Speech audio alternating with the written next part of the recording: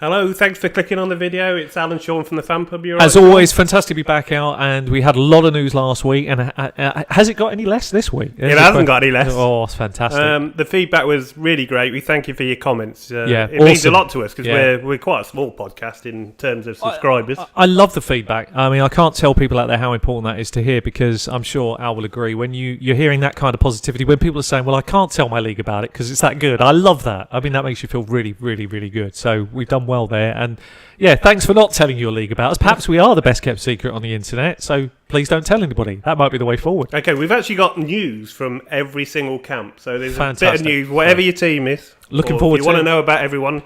Looking forward to seeing relevance where you go with this then. Yeah, so basically, let's start off with the Oakland Raiders. We haven't talked much about them in recent camps. Yeah, I mean, there's obviously a lot of change with Gruden going there. Martavis Bryant features heavily again. Oh, yes. Struggling with the playbook.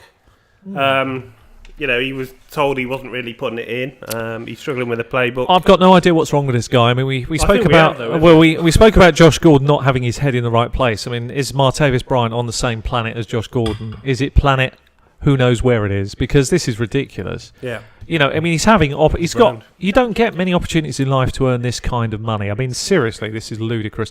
The guy needs a serious kick up the arse. I don't know what's going to provide him. Isn't it? I don't know what it is going to take to get this guy to actually perform, to be honest with you, because I'm now beginning to lose all kind of faith with him entirely. In terms of fancy, it's over. So there's no longer any love. Very disconcerting, isn't it? No real love left. He's got the talent, hasn't he? You can tell. I mean, when the guy takes those balls down the field and the way he does it, I mean, he looks fantastic. And at times you thought he's unplayable. I mean, him and Brown, it could have been just so special. It could have been so special. And that's the saddest thing, isn't it? It's really bad. I mean, now it's a totally different ball game. I mean, he's up against Amari Cooper, and I don't know what to think here now. This is ridiculous. They've not got the playbook. You're about to start pre-season, for Christ's sake. You're a professional. Well, you're going into games, aren't we? We've got games coming up soon. Yes, we have. Yeah. So not much to say about him except for the void, I would say, probably. A couple of bits of news about running backs there. Doug Martin looking good in camp. Does always look good, doesn't he? He looked great last camp. This guy, he keeps. This is it. This is last chance saloon, isn't it? You're getting a fair price for him this year. Do you want to take a shot on him? Look, if you're taking the gamble on Doug Martin this year, can't fault you, because it's so deep down in the ADP charts right now. I mean, it's almost there's no risk. I mean, if he performs great, if he doesn't, well, not every player makes it onto your team from the start of the draft, so at least it's a shot. And we all know he's capable. He's had 2 very elite years, but I can't advocate picking him. But I guess if you're that far down, he may be the best option. So, again, it's one of those situations. You take it with a pinch of salt. As Al says, this is a messy camp. I mean, there's Marshawn Lynch showed signs of coming back from his hiatus of leaving the NFL last year. There was moments where he looked like he was his old self, but not enough. He didn't really ever regather. What did you think overall? Are you happy with this backfield? He seemed a shadow of himself. Do you think this is a real? I've got another player to add to the backfield. Please. A new name for everyone. I'm guessing. Yeah. It's Chris Warren. Apparently, his first play in they're doing a joint practice with the Lions. Right. First time he got the ball, completely ran over a Lions linebacker, and he's been doing it. He's playing really tough apparently, and Gruden proclaimed that I love him. So he loves everybody though, doesn't he, old Gruden? Well, he doesn't love Brian. No, that's probably the only one he doesn't love.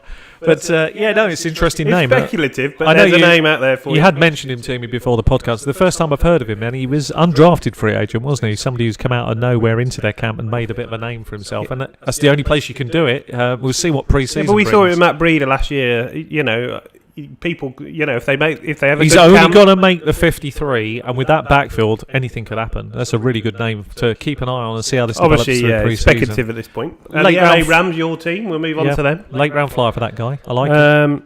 They're still pretending they're making progress with the Aaron Donald contract, but we have nothing in the bank. I'm sure something will come out of it, because for a number of reasons, but this is going to drag on well into the pre-season. It may even start. There may be a problem at the beginning of the season, but there's no doubt it'll get sorted. It's just that they're now, if you look at the numbers the Rams are running with, they're pretty close to not having much wriggle room here to get this sorted. Well, they have been investing a lot in recent times. This is very much a team for now, this year and next. That's their window. It's now. So we'll see what happens. But I think they'll get it done. And I think a player who knows that the team is going to do well, you kind of want to get it done as well for a couple of years, at least a couple of year contract. He is a difference maker on defence. It's massive. He's always been a good player for us and very loyal. And to be honest, if anybody needs to get paid, we should pay him.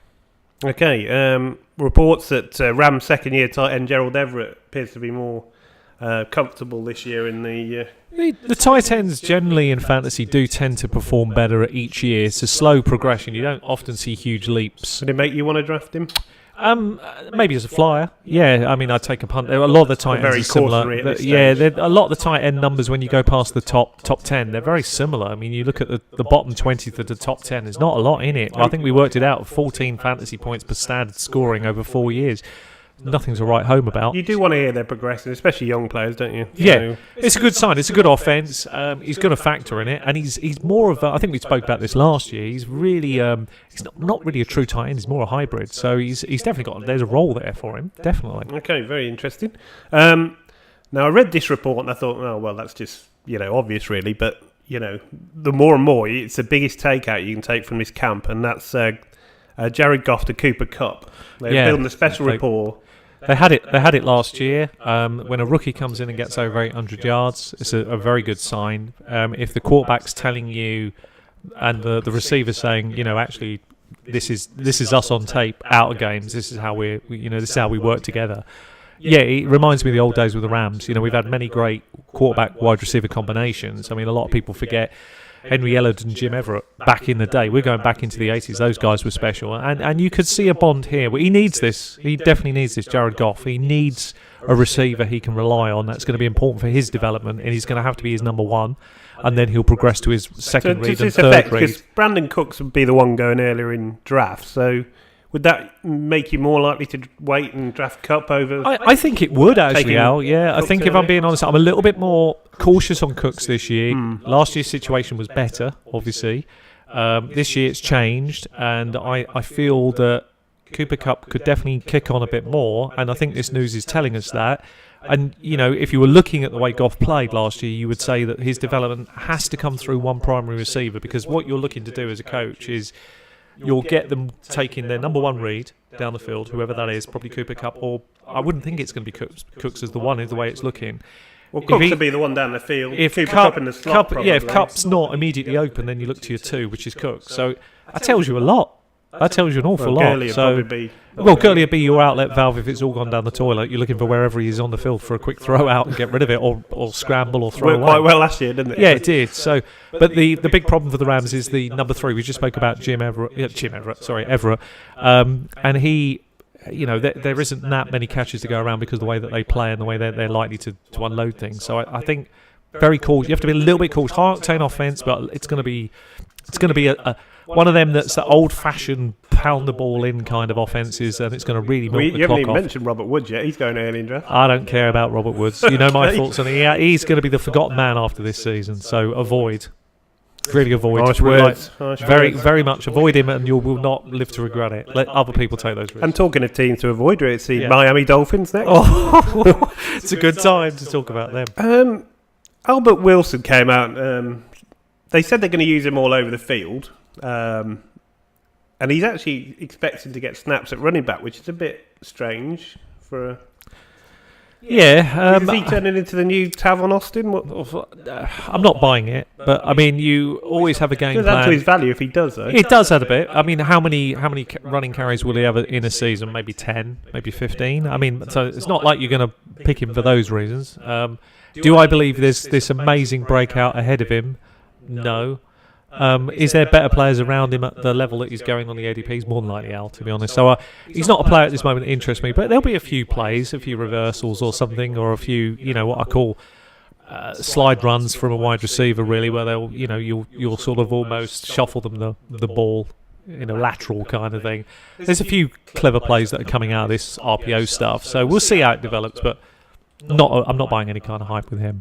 Kenyon Drake's been... he's somebody who's split an opinion, really, because of a small sample size.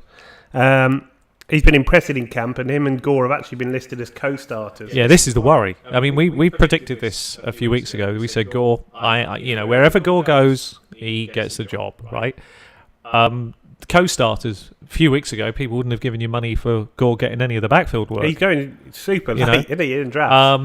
The way I'm looking at it, I'm avoiding Drake. I think Drake's the highest risk, one of the highest risk, high reward early players that you're going to find in draft boards. If you take him, and it works out amazing, because you could have just landed yourself an RB1. Well, he led the league in rushing last 5 games. So Gore absolutely destroys this value. So for me, I would target Gore 100%. I'm not the old man, 34 and a half, 35 almost. I don't care what he might even be 40. He might have forged his passport, but this guy never stops playing. He's one of the toughest guys out there. He'll find a way to win this backfield role. I mean, I've got no doubt about it. He just is that player. You can't stop Gore. I'm sure they'll both be involved, won't they? So. Yeah.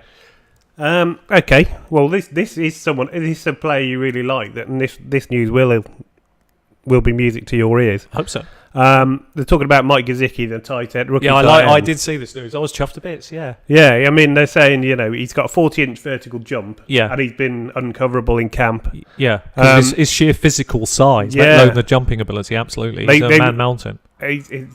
Well, they're actually penning him as the most talented tight end receiver they've had in decades. Yeah, I don't disagree. When you see the other ones. We've been saying this for a while, so people, I mean, again, this is no surprise. So anybody that, has listened to what I've been saying the last few weeks and those that have seen me sort of drafting have noticed there's a few trends. One of them is Gesicki on a few teams. I've taken him because... and I would take him over a lot of Pac 2 tight ends. A lot of people that they would know. I'd take him over Charles Clay. I'd take him over a number of those kind of guys. Not because Clay won't outperform him this year. I've no doubt they will. But they won't be outperforming him in year 2. But in redraft? In redraft, he's a Pac tight end. He's got every chance to do as well as the rest of the pack. I mean, will he finish the 20th best? Maybe, but there's so few points between the top 10 and the 20th. That might actually be a smart move. So, and there might be the odd game where Gesicki does something exceptional, Well, he's going to be a red zone threat. And in that offense, let's be honest, they ain't got many playmakers. So I think Gesicki's got every chance to do something. Devontae Parker? Yeah, not many playmakers. I do hate Glass. Well, they've lost Landry, so he's a big loss, really. It's massive. So there's a lot of targets to go around. I mean, it'd be nice. I'm glad to see them using a proper hybrid tight end and thinking, actually, could we put him on a 3 wide receiver set and still stick a tight end in? Yeah, you could. And that's another development of the RPOs in the NFL. It makes it very exciting. We may see tight ends as a fantasy position becoming much more interesting in the next 2 years, where you start thinking, God, their numbers are like low-end wide receiver ones. So I may be able to target my draft towards those. That may happen in a few years' time. Yeah. Okay. Well, it's interesting. We'll move on, because from one fantasy gem to another, we're talking to Cleveland Browns. Yeah, well, they're very good at picking number ones. Yeah, their record is superb at it. They like to take... I've been talking about gamblers' picks. They like to take a few They certainly do. Gamblers' picks in the draft, don't we? Yeah. Callaway? This is another problem now. I mean, he was obviously stopped by the police. He's been cited for marijuana possession. And more worryingly, not driving without a license. Yeah, he was already banned from driving. Disqualified from driving, I should say. And they actually found gun parts in his car as well. I mean, wow. Okay. When you miss a whole college season because of trouble with drugs and this sort of thing. And then wasn't it just a few weeks ago we were saying his mentor was Josh Gordon? Well, Josh Gordon. And now we've got this. He's disappeared. This is. I mean, I don't want to get into speculation, but this is awful, isn't it? Callaway, I have no doubt, he's got the talent. He's been tearing up in camp. Nobody can cover him apparently, but to not get through a pre-season or a practice camp or a single camp without trouble following you around is a bit worrying, isn't it? To say the least. Yeah, it's massive. I mean, speculative flyer at best at this stage, and there's probably, if I'm in a dynasty draft, I didn't advocate picking him, to be honest with you. He's not a player that's on my radar. But if you have, wait for some bright news and trade. Well, he says that other people left it in his car and... Well, that means you're mixing with the wrong crowd. Browns backed him and say they're pretty sure he's still clean. So, well, we'll wait and see how it plays out. Good luck with that, because let's be honest, gun parts. Your mentor's Josh Gordon. You've got marijuana in your car. You're driving the car without a license. And gun parts. You're looking great. Yeah, it's boding well. Yeah. My advice: look for a bit of positive news and trade away. And this was a day. He was stopped the day they actually traded away. Wow. Corey Coleman Unbelievable. for a 2020 7th round pick. That's basically nothing, isn't it? Yeah, that's a throwaway pick. I mean, that's literally like you can have our player for nothing. Well, it is not literally. It's just nothing. as low as it gets. I mean, it's an embarrassment to Corey Coleman. I mean, I've not seen a lot from him, but I don't think he's had much of a chance. He's flashed, doesn't he? But he's struggled just with not injuries. had much of a chance. Maybe this will be the right move for him. We may see a bit more from him now. We don't know. We'll see what happens, how he develops. I'm sure this will be a good rocket for him. I mean, if you're not going to develop from this and think, right, you didn't think I was worth anything, I'll have to show you. So, I mean, they literally said he couldn't pick up. He couldn't play as a wide receiver. They said he didn't. Well, he couldn't they're pick it a up. great judge of wide receivers, aren't they? Yeah. As a coaching staff. Most of theirs can't play. They don't even know where half of them are. What a judge of a coaching staff this is. It's awful. I mean, the back room give them every chance to get in positions to take great players, and then they end up doing this every time. Oh, There's a great tweet actually that shows you the Browns' picks, their draft picks, and what's happened to them. So you search that out. And most of them have never been around for more than 2 years. They've all been traded, yeah. Going back to Wow. I mean, it's not looking good. Not looking good. To Trent Richardson and people like that. Yeah, I mean, Johnny Manziel. This news is just telling me something. Whedon. I mean, they are going to be they're going to be spanked again hard, aren't they? This is the way it's trending again. Another tough year ahead for the Browns. Sorry, Browns fans. Very tough. Well, the one player that does get an uptick from all this, because he's the only wide receiver around, is Jarvis Landry, and he does what he always does. He's in the slot. He'll do what he does. He's got to get 80 to 90 balls. He's got to do what he always does. I mean, he won't get many touchdowns, but he'll get all the balls. He's the only one there. Well, the joke is dropping everything apparently, and the others are having their issues. That's not good, is it? We got Rashard Higgins might even anybody from this become relevant. It's an offense to completely avoid, isn't it? I mean, how many years now has this been that there's no real bright spots? What about Jarvis Landry in PPR? Yeah, I could.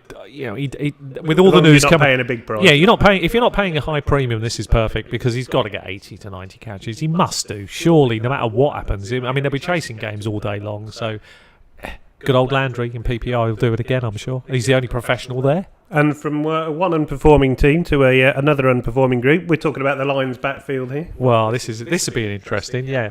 So news came out that LeGarrette Blount expected to retain goal line duties. Well, that's not any big surprise, is it? He's a monster, yeah. Yeah, he's a monster. Yeah. But then you read in camp that the O line are really struggling. They can't run the ball again. It took them 4 attempts to get in on the goal line. Kerryon Johnson actually got it in, the rookie. So. Yeah, it's a complicated situation, this, isn't it? Because their backfield has looked messy. For me, it hasn't looked settled for years. I mean, you have to go back to Barry Sanders. And after that, I mean, it's been a mess. I mean, let's be honest. There just hasn't been a settled back that you can really go, yeah, this is the guy who's going to carry it for us. Kerryon Johnson got a lot of early fantasy love. Not on this programme. I wasn't a big fan. I don't like the Detroit situation. I do not like the offensive line. He's a player that I worry about. I mean, sure, if he falls to a certain part of the draft, as Al always says, Riley, there's a value in every player. Of course there is, because he may have a chance. I think if you're going to take a chance on one, Kerryon Johnson, he's the only one. Because apparently he's been improving in blocking. Yeah, and look, he's the only one that has a chance to do it out of all of them. But it is a risk-reward because you're still paying a premium. I think it's about between 50 and 60 ADP, maybe a little higher than that. Yeah. But not by a lot. Say, we'll go early 70s, but I don't think it's much more than that. Much less than that, I should say. You've still got Theo Riddick there, so he's going to catch passes, isn't he? So. It's the worry. It's the worry with Detroit. I just see this so often with them. They just can't find the guy that's going to do it from. Because let's be honest, right? The other part of their offense, the receiving part and the quarterback, he's very underrated, Matthew Stafford, and his receivers are definitely improving around him. So there's a lot to like there. If they could get the running bit going and control the clock. He's going. It's okay there at 86. That's down 7. I think everyone else has read the news. Yeah, I'll go with that's okay. I mean, 86, no matter what league size, that the risk reward is fine there. He's a rookie, so the risk reward is perfectly fine there. I don't mind that. I will retract that and say that's okay.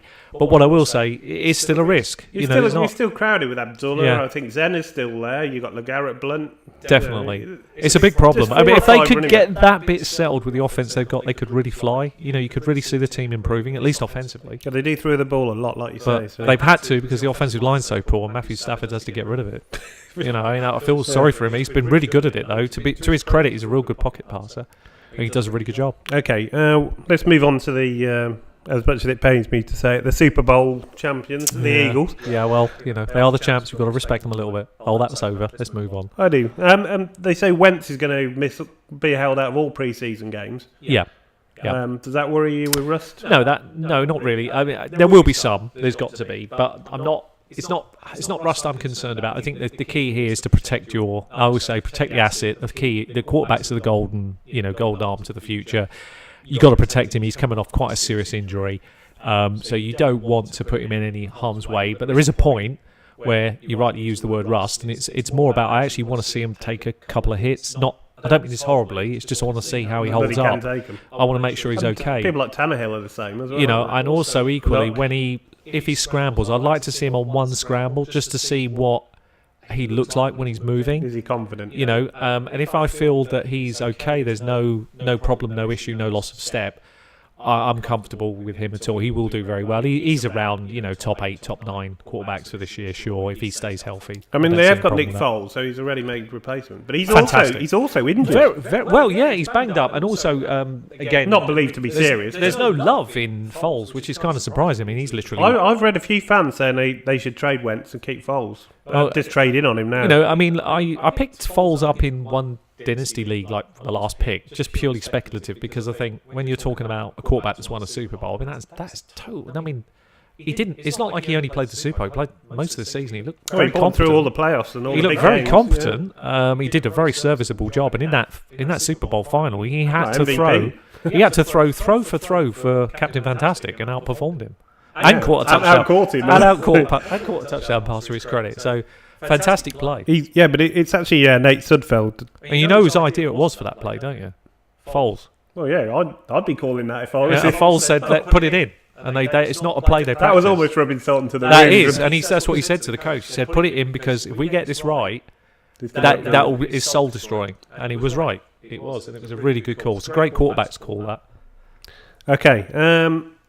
Right, so we've got some good running backs there, but there's a few that are battling for probably for one spot. Yeah. Josh Adams is a rookie. Yeah, he's looking a long shot at this point. It's said between Donald Pumphrey, Smallwood, and Matt Jones for one spot. Yeah, they got a lot. Those three. It's really tricky to see who's going to come out of those three. I mean, I could see Matt Jones holding the other two kind of guys off. He's a kind of different guy. I mean, Pumphrey the Sproles is still there, so yeah, I can't see. Does the same you can't have both Sproles and Pumphrey in the team. It doesn't seem to work. So I think, I've got to be honest. I think Pumphrey's opportunity has come and gone. I'd be surprised if Smallwood's been around a while, hasn't really. Smallwood's not done anything. It, so he's got to go. I think that's where we're looking at. We're looking at Matt Jones, a bit more of a bruiser. So I mean, they kind of need that sometimes. So they lost LeGarrette Blunt. So I kind of feel that he would win that role by default, really. But his experience will show through, and we'll see what happens when the preseason hits. Each of them will get an opportunity to shine.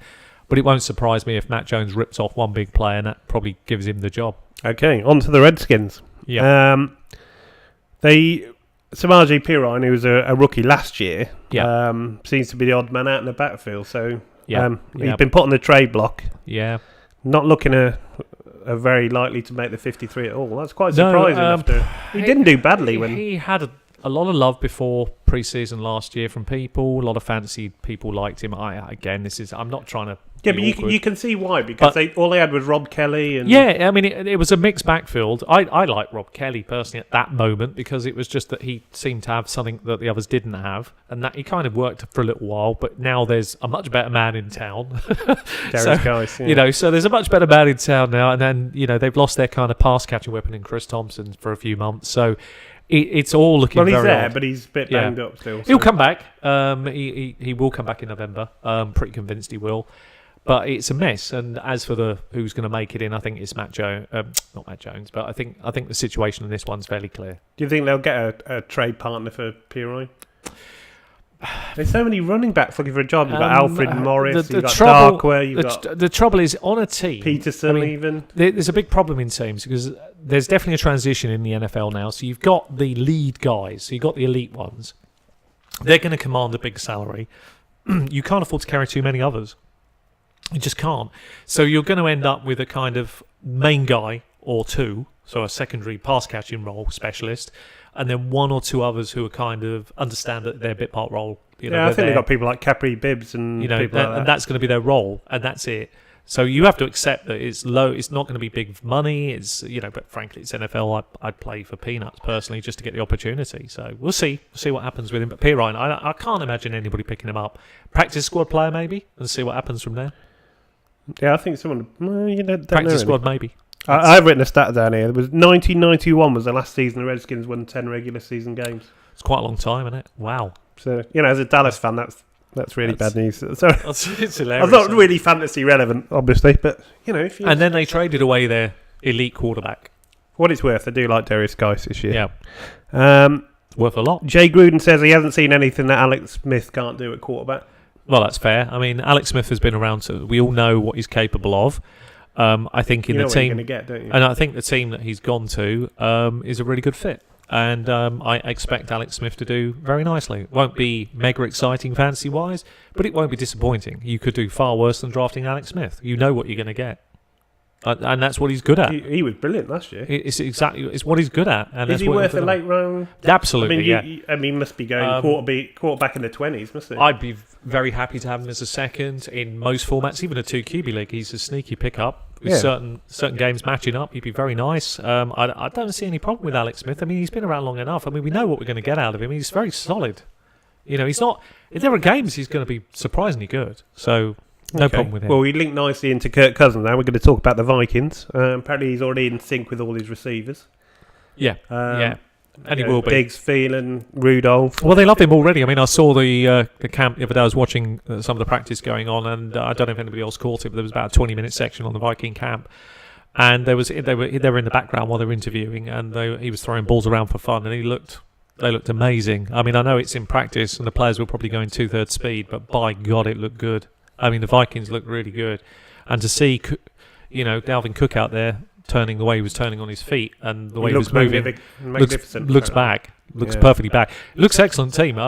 Nothing not to like. I've always liked Great Cousins. defense. In fact, actually, this leads me on to a really interesting point because Case Keenum, who used to play for the Vikings, we mentioned on this program a couple of years ago, it was brought to my attention actually how astutely correct we were on Case Keenum, what a good player he was. And 2 years later, how much other people have caught up and said what plaudits he's getting. Another sneaky late round quarterback for this year. Really interesting that. I'd forgotten all about Case Keenum, but I'm really pleased it was mentioned, and I'm actually delighted he's doing so well. Sorry to get away from the Vikings, but the Vikings are really set. Cousins looks excellent. They're all good pieces. In draft boards, they're going to be highly sought after. None of them are irrelevant. I mean, who do you like over Thielen and Diggs? Both of them. I mean, they're both exciting. Can they both get 1,000 yards on that offense? Well, why not?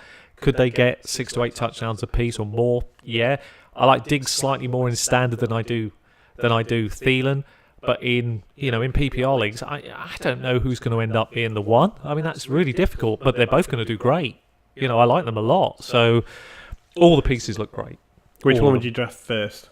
I take Diggs in most formats, just myself, because I really like the player. He plays with a chip on his shoulder, and I like that in my players.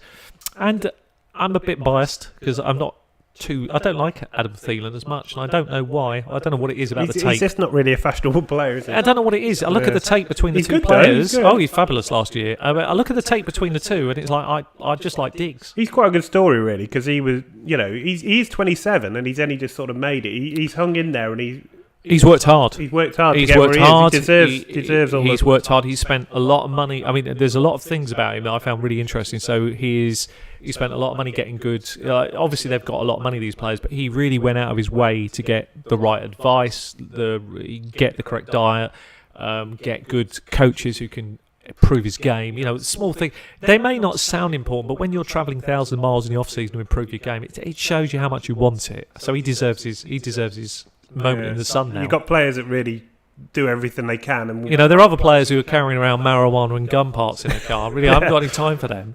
At least, I'm not going to debate Adam Thielen. Is Adam Thielen, third round worthy? Yeah, in a large, absolutely. What are you talking about? Of course he is. Why wouldn't you? He looks a great offense. So Okay. No problem with this team. I'm looking forward to seeing what they do. Get ready for this news because it's quite important. Oh, okay. I think it was last year, I was saying that Nelson Aguilar was playing the slot, and no one was buying it, and I told you everyone was going to have a breakout year. And this year it could be Laquan Treadwell, because he is getting lots of praise from the right people, from Kirk Cousins, from the coaches. Apparently he's been the star of camp, catching everything. He's really clicked this year. Third year receiver. We haven't seen could well be a breakout. Yeah, we haven't seen anything of him. So Al raises a great point, and I have to say, finally, that's a really good spot. Actually, that's a really good spot, and he was way off my radar. You can get him whenever you like. So yeah, I mean that's a really good spot, and he could really work out for you. And he had a lot of talent coming in. It's just he hasn't had the chance. So let's see what happens. And he's definitely in the right place. Well, he's actually got the wide receiver 3 role. So there's a chance. If anything was to happen to any one of the other two above, then it would be stratospheric climb. Well, even that, he's 384. 384. A third down role in, ADP, let's put it in another perspective. I mean, how many passes would you expect Kirk Cousins to complete in a season? 300? Yeah, and he just spread the ball around. So there's no way Thielen and Diggs get 100 each. They can't get 100 each. Well, they're going to be probably close. Rudolph, but there's still Rudolph should get 50, 60. So somebody could get 40. So there's your 300. But if he does 320, 330, 340, the 40 got to go to the other guy. So I mean, it wouldn't surprise me if he got 40 catches. It's like anybody though. If they're performing well at the job they're doing and they're always open, which is what he's been doing in camp, he'll get the ball. You get the ball. That's what happens to Aguilar last year. Kirk Cousins can spray it around. That's one thing we've said about this. Kirk Cousins doesn't have a favourite. Doesn't need one. He just throws. If somebody's open, it's there. He's really good at reading the game. He's got an instinct that's really difficult to coach. I think it's like Brett Favre, Aaron Rodgers. It's like Kirk, Warner, John Elway, the best players. There's something. They take a look at the field. They have an extra second. It's like all the good footballers, soccer over here, if you will. Just an extra second, and they know exactly who to pass the ball to. It's just that moment, and you go, he's going to be open, and they throw it. And you look at it before they throw it, and you think he's not open. And then as the ball goes through the air, you think, he is now. And they have that instinct. He has it in spades. So it doesn't surprise me. 384, so... well worth even in a large... I have to be honest. Every time you're like, I would take a punt. I mean that seriously. That piece of news would make me go... Well, I'm drafting against Sean in a large league. We'll see if he takes a punt. I would take a punt on him. I definitely would. Or if I take a punt. Yeah. Or somebody before us decides to come in. Hopefully they're not watching. Okay. Now, moving on to we're moving on to the Jets this time, but it's an ex-Vikings quarterback the news talking about. They're trying to trade Teddy Bridgewater. Yeah, I think... Is there going to be any value in this? I don't think they'll be able to trade him. I think the problem for poor Teddy was the injury was it's so unfortunate. This was a real rising star in the NFL. I mean, these things do happen every now and again. Horrific injury. Terrible, freakish, bad luck injury, and... the recovery, they knew, I think everybody knew that the recovery was pretty unlikely because it was that bad. I think this news says it all, really, unfortunately. I mean, I wish him well. I really do hope that there's still a chance there in the NFL. And as a quarterback, there always is, because there's always looking for a second and third string quarterback, and maybe he can latch on, but this is getting more and more likely that's not going to be the case, I'm afraid. So it's really unfortunate. Really unfortunate. Fantasy-wise, as horrible it is, there's no value now, which is a shame. Terrell Pryor's back as well in trading. He's looking good. That's nice. Moving well after his ankle injury. That's kind of him to come back. How long will he be there for? Not long. We'll see. We'll see what happens. He's done it before. He's had good years. He's had good years. Yeah. It's like Cobb. We always have good years. Reported last week that Quincy Enunwa had his hand in a cast. He's another sort of sleeper for this year, but he's obviously had his problems with injuries. Do you have any data on when he's going to be back? His cast is off. Oh, that's okay. I was reading this morning in the camp. That's good. Okay, so that's a quick... He should be fine. So that's trending the right way for him. Should be within 2-3 weeks. He should be back to catching. He's another one that you... Yeah, he's good. He's quite like. very low down ADP, well worth a punt. I definitely would be taking him if I can in some draft. And another name, a few of you will be familiar with him. Probably been the best RB at camp so far, and that's Trenton Cannon. He's another rookie. Yeah. So he's another name to keep an eye on. Just as well, we'll be watching him pre-season. Pre-season's going to be the real teller for some of these guys who've done well in camp. I mean, this is a really easy thing to talk about, but Often, and this is one of the fun bits about drafting, because we've got 3 live leagues over here. We're involved in lots of drafts right the way up to the start of the NFL. But the live leagues, they are staggered out, and what's interesting about those is my one is the first. So you can't go on 3 weeks of preseason data. You have to make good estimates. Some people don't like that. Personally, I love it, because what it does is you're backing your opinions, which is a really good thing. And also, anyway, even if you had 3 weeks of data, it doesn't necessarily help you, because then just as the season starts, somebody gets injured, so all your data is worthless. So, the fact of it is, it's more fun. And I think what's really great about all of this, to be honest with you, Al, is that we are at launching point, aren't we, within these drafts? So it's getting exciting, that's for sure. So anyway, sorry I went off on a tangent. No, it's all right. Very excited about it. Oh yeah, me too. Can't wait. So looking forward to that. Couple of other bits of news. Chris Herndon's rising star at tight end for the Jets as well. Yep. Been making a lot of plays, turning heads, and he's one to keep an eye on. So again, maybe one for the future. See what happens in pre-season. But they're also reporting that Darnold would likely start week 1 over Josh McCown, which could hurt people like Robbie Anderson, Quincy Enunwa, all the receivers really. Yeah, I think when you one of the problems, and we talk about it from a fantasy perspective. I mean, what's better than when you're dealing with a rookie quarterback who comes in and starts week 1 in the NFL? What do you like to do? You like to put the defense that's playing them against it. To be honest, because it's really tough out there. Yeah, of course. For rookie quarterbacks, it's really hard to learn again. There's a lot of nuances you have to pick up, and Even Deshaun Watson in his first game didn't look great, did he? It'll definitely, it's definitely going to hurt their value if that's the case, because at least with the other guy, it's a steady hand, an old professional. Well, McCown's a gunslinger as well, so it really suited Robbie Anderson. So Robbie Anderson was someone I was really keen on, and that's I still like him, but I think the value is definitely drifting. Yeah, it worries me a little bit more. Yeah, and you are right to raise it, so it's a good point. Right, we're moving on to the Patriots. Yeah. Ex-New York Jets wide receiver, though, so the link's there. Yeah, that's a good one. Eric Decker signs a 1-year deal with the Patriots. Eric Decker, he's so tricky to work this out now, because we didn't in Tennessee. They just didn't know how to use him. He was probably playing hurt, and we never got to see much of him. And I unfortunately picked him in one league, and I've regretted it ever since. So I'm a little bit washed out. But it's New England, and they've got a habit of making these wide receivers work. So suddenly Decker's back on the board. He was ridiculously undraftable up to this news. Well, let's just talk now. He's got a lot of value. Let's just talk about the wide receiver, because if you get this right at the Patriots, it's going to be a big boost to your fantasy season. So let's start with the obvious. So Edelman's out for 4 weeks, so we start. So there. we lost Edelman. Andy said he wasn't happy with his own performance in camp, so that's not good news either. No, but at least he's honest, and that's what you need to see that as a coach. They cut Mitchell, so he hadn't showed early promise, but he's now and Matthews. Matthews, he was cut, or injured, whichever. Cut and then injured then cut, or maybe cut because of injury. Decker was signed. Yeah. Cordell Patterson's turning heads apparently. Yeah. Philip Dorsett, another speedster, so he could get the Brandon Cooks role, or he was playing in the slot as well. So, but isn't this now become very murky? It is murky. I mean, this is a wide receiver mess now. So I'm going to throw the question at you for a change. So, who would you pick if you had to pick one out of that group to emerge over the first 4 weeks? Would it be Decker? Or to emerge? Yeah. I mean, Hogan's a safe one.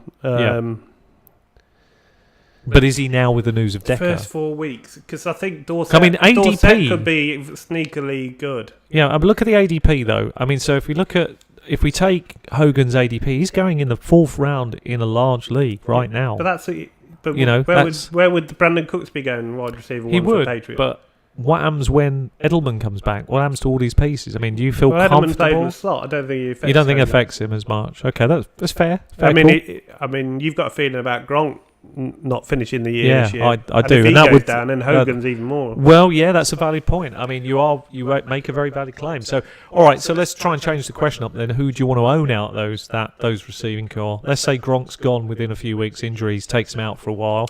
Who's the kind of players that you're interested in? I mean, Edelman would be a nice piece to have to come in, but he's going too early, isn't he? Yeah, he's still too high value. I like on the Edelman charts, but you don't want to miss 4 games, do you? Plus a bye week. It's always a pain. I mean, Hogan misses games as well. He's always open, but he's always injured as well. Yeah, worrying though. Yeah, it's not simple. I think if I had to take a shot late, and I'm talking really late, Phil Dorsett might be the one. Yeah, because I mean, he's another receiver went in the first round. Weirdly, he's like Treadwell. He does it in like chunks, Aguilar. doesn't he? He does it in chunks. I mean, he's the kind of player in fantasy. He's a best ball player at the moment. Because we haven't even mentioned Kenny Britt yet. No, well, we're not going to. Okay. We'll keep away from him. I mentioned Gordon Patterson. He got mentioned Kenny Britt. Well, okay, he's still there, though. We mentioned him. He survived the cull, didn't he? Yeah, he might have survived their cull, but he hasn't survived my cull. Right. I think you look at their running back situation. See, I can't trust Hogan because I can't see him not being banged up. Gronk worries me for this season because the track record shows you every other year he seems to get banged up.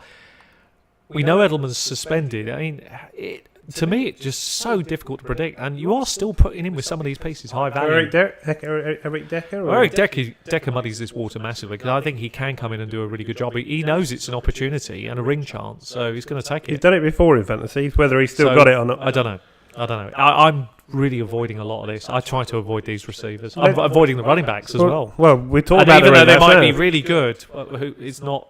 So Sonny Michel's had a knee drain. He's going to miss all the preseason. Yeah.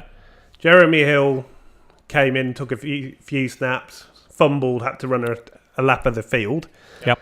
Gillers is injured. Rex Burkhead, everyone's going, he's rising up the board. He's just got injured. Yeah. Well, you know what I just did in James White, maybe. Well, you know what I just did in the Dynasty League. Look, I'm going to be honest. I mean, it's not a surprise. I'm gone off Sonny Michel. I'm not comfortable. I wasn't happy drafting him. It was one thing that was forced on me, if I'm being honest. What option do you have sometimes in drafts? The best rookie left. I didn't like him.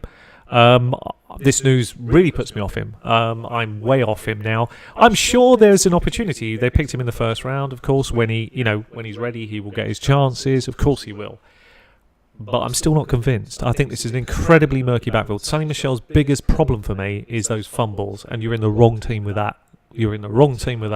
I can see one serious fumble where it potentially costs them a game. You won't see the field. It's not really tolerated. I'm not seeing it. I mean, Burkhead will get chances because he's so safe. Well, Burkhead was my favourite. But now he's climbing the draft boards and he's got an injury, so it's kind of a double whammy. There's a lot of issues with this team. I mean, as much as it's offensively they're a juggernaut, but you try picking the bones out of that backfield and that wide receiver calls right now and be comfortable with your choice. I just can't be comfortable with those choices. We've got plenty of news, so we'll have to move on. We'll have to move on. We'll be here for 3 hours. Yeah. Right, let's move on to the Chiefs. Sammy Watkins misses practices with a minor hip injury. Yep. Obviously, that's a bit worrying. He's had a few of these. He's a lot of injuries been in to a boot feet, hips, ankles.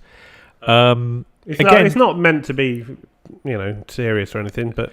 Well, he's just a player that seems to attract the kind of injuries. I'm not sure why this is, but some people just do. Again, he's a player that's interesting for this year, but his ADP is at a level where, again, it's quite high. You're paying for him, good premium.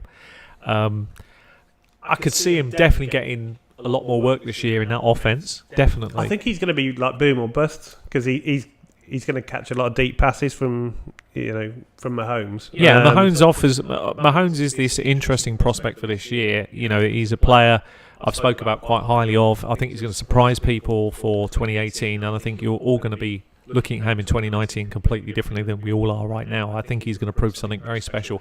There's a few reasons. We've said it before on the podcast. Won't go over them too much here, but simply everything bodes well for him. They've got a strong running game, got a strong defense, strong offensive line. They've got some good pieces around him. Probably one of the best tight ends in the league. Probably going to become the best tight end in the league this year by default, which is Kelsey, who's already right up there. There's a lot to like about this situation. And with Mahomes in his arm, it changes the way the offense plays. And with the coach they've got, who knows how to bring the best out of players, I think Kansas aren't going to have any kind of downturn at all. I think people are underrating. They seem to think that Mahomes is just going to fall off the page and have lots of rookie issues. I didn't see it in his week 17 games against a good defense. Made a couple of mistakes. Not serious. Going to get that from rookies, aren't you? Yeah, not serious, not to worry. I mean, we talked earlier about his camp not being. This is where you want it. Camp, I want him out. I want all the issues out in camp. I want the preseason done. I want those problems put to bed, and we can move on with confidence. I'm sure that's exactly what they'll do. And one more from the Chiefs. DeMarcus Robinson stepping up and making plays with Sammy Watkins out, so apparently he's been one of the stars of their camp. So yeah, again, a name to watch for preseason. Yeah, I mean he had his moments last year as well, didn't he? But yeah. Okay, we'll move on to the Packers because this is quite interesting as well. Yeah. Right. Basically, Aaron Rodgers tore a piece out of all the rookie receivers: Jamon Moore, Equanimeous St. Brown, and Valdez Scantling. In fact, the words he described to use them is piss poor. So they were all dropping. They all had their time in the with the first team, and they all dropped passes. Randall Cobb's out. He injured the same ankle. I think we said last week. Do you know who's getting all the praise there though? Oh yeah, I hope you're going to come on to him. I'm quite excited. There's about two it. actually. Yeah. I mean, D'Angelo Yancey's been looking good in the slot, but the guy getting the main praise, and he said who he trusted most, Rodgers said, was Jake Kermero. Yeah, interesting that, isn't it? Yeah. Quarterbacks. I mean, if the quarterback says it, and it's Aaron Rodgers, you better start believing it. We'll see what preseason brings for these guys, but if you're being called out by Aaron Rodgers as piss poor, sorry guys, you better get into preseason ready, because if you make any other errors, you're gone out of that 53. You won't make it, because this guy's telling you straight, up your game. You better up your game, because you're gone. Because they haven't got time to mess about. The one thing that the Packers need is solid, reliable receivers. They can do it on that alone. If their running game is poor, they can still do it. But he's got to have players around him he can trust, because the one thing that's been very unfair on Rodgers the last few years, I feel, is he has had a bit of inconsistent wide receiver play. If you're being honest, if you take a step back and look at it, you had Jordy Nelson. We all know he was the foil, the eliteness. He tailed off last year, didn't he? Yeah, there was problems. So, and he obviously last year's a different thing. He got injured, but you look back over 4 years, he's had a couple of seasons where he's missed games because of poor line, poor running back. This guy deserves a good, clean year where he's got all the pieces around him. And I understand the frustration because the years are clicking away. He doesn't need anybody wasting his time at camp. And he ain't got time to throw you a ball if you're not going to bother to bloody catch it. That's your job. So I'd get very frustrated as well. Particularly he knows if it's in the breadbasket, if it's in the area, and you should be catching them.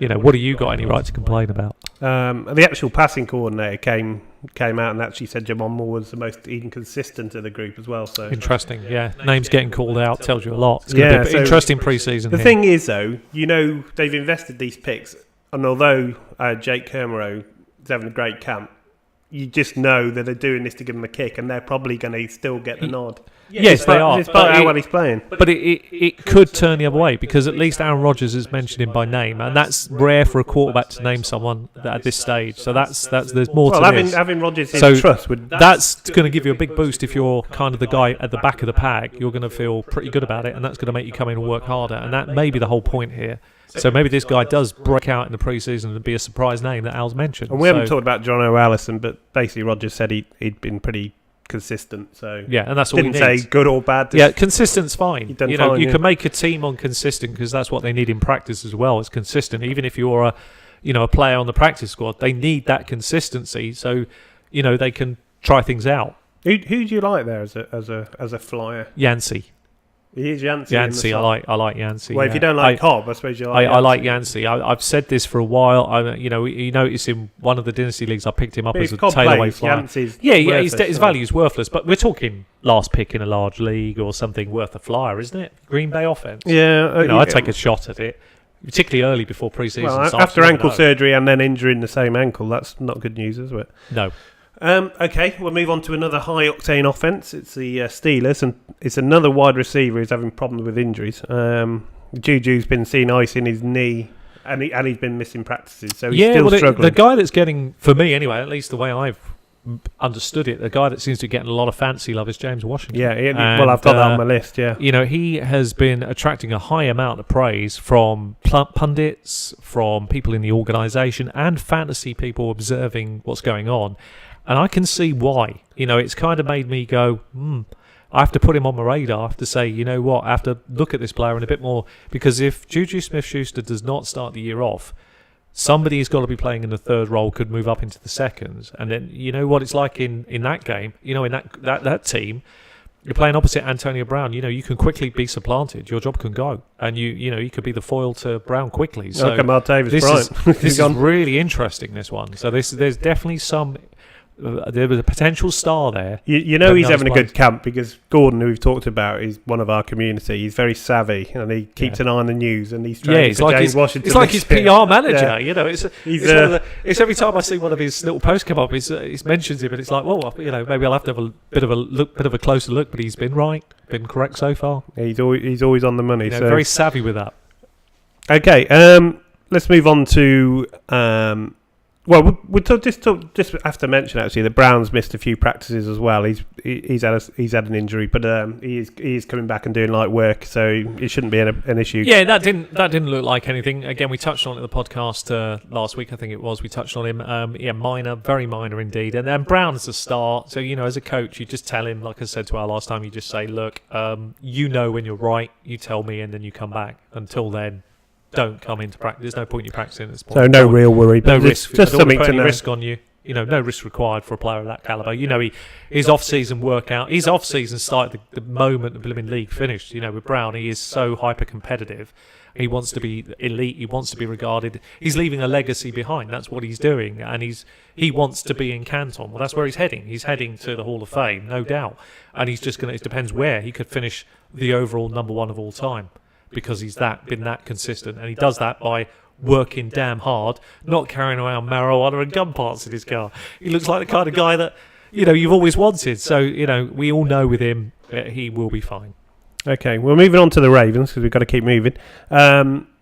Rookie tight end Hayden Hurst making plays in practice. Yeah, liked him before the off-season. It's high on my rookie list for tight ends for this season. He's not a rookie age, is he? He's like 25, 26. Not at all. No, he's certainly been around a long time. But full credit to him because the way he came through the college system, and he's ready. He's pro-ready. He's ready to go. Should be a good fit there. Right. Let's talk about the backfield because obviously we've got Kenneth Dixon. He missed all last year. He's had drug problems. He injured his hamstring earlier in the season. Been back 4 practices, injured again.